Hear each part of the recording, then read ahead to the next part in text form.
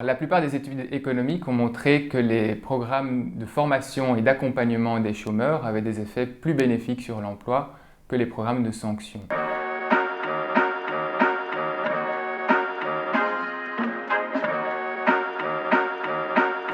Je m'appelle Octave de Broer et je mène une étude sur les conséquences du contrôle de la recherche d'emploi sur l'emploi et l'invalidité en Belgique.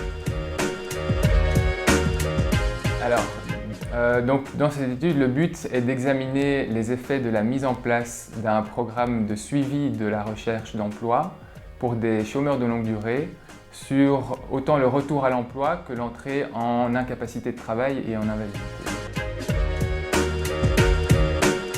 Alors, la plupart des études se sont concentrées sur les effets de ces programmes de contrôle uniquement sur le retour à l'emploi.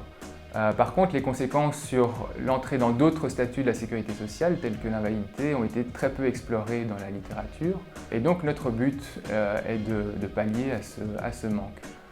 D'autant plus que le taux d'invalidité pour les personnes qui étaient initialement au chômage a fortement augmenté en Belgique depuis la mise en place de ce programme.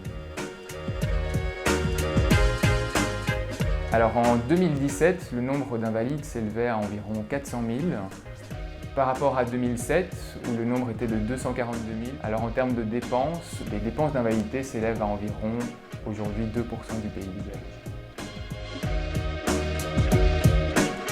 Alors beaucoup d'études ont montré que le chômage avait des effets à long terme sur la santé des personnes qui le vivent, tant mental que physique. Et cet effet négatif sur la santé est d'autant plus négatif que les personnes vivent dans des arrondissements avec des taux de chômage élevés, c'est-à-dire qu'elles ont du mal à retrouver un emploi. Au-delà du facteur santé, il existe aussi des facteurs plutôt d'ordre incitatif, voire des particularités des programmes eux-mêmes, c'est-à-dire des programmes d'invalidité et de chômage, qui peuvent influencer le transfert d'un programme à l'autre.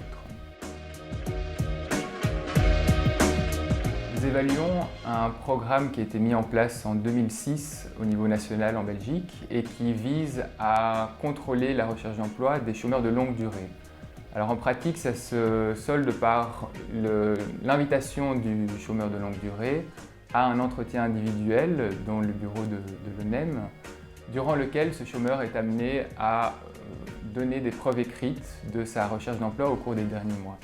Alors, après une interview positive, rien ne se passe, mais par contre, après de multiples interviews négatives, le chômeur peut encourir des sanctions qui peuvent aller d'une simple réduction de son allocation de chômage à une exclusion définitive du programme de chômage.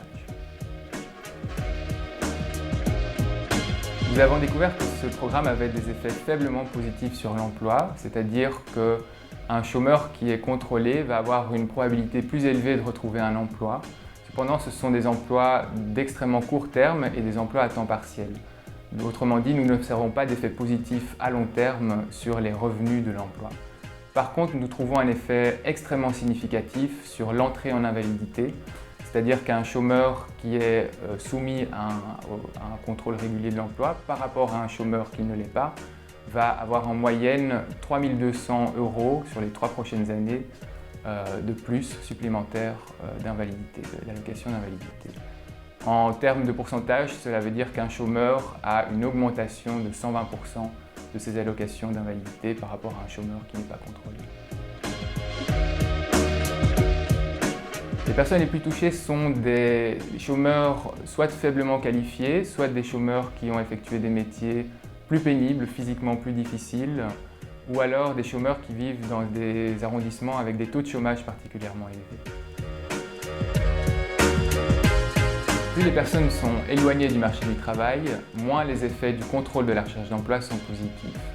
En effet, ces personnes, la plupart du temps, ont déjà une santé plus fragile que la moyenne et ces programmes de contrôle peuvent augmenter le stress et ainsi les amener progressivement à une entrée en invalidité plutôt qu'un retour à l'emploi. Alors, la plupart des études économiques ont montré que les programmes de formation et d'accompagnement des chômeurs avaient des effets plus bénéfiques sur l'emploi que les programmes de sanctions. De plus, il y a un manque structurel d'emploi pour les personnes peu qualifiées et dans certains arrondissements en Belgique. Alors si vous comparez le chômage à une baignoire qui doit s'écouler et qui est bouchée, eh bien on aura beau faire pression sur la baignoire autant qu'on veut, la baignoire ne s'écoulera pas beaucoup plus vite. Ce qui manque, ce sont des emplois adaptés à ces populations et surtout dans des conditions décentes, avec des salaires décents et qui soient adaptés au parcours individuel de chaque personne.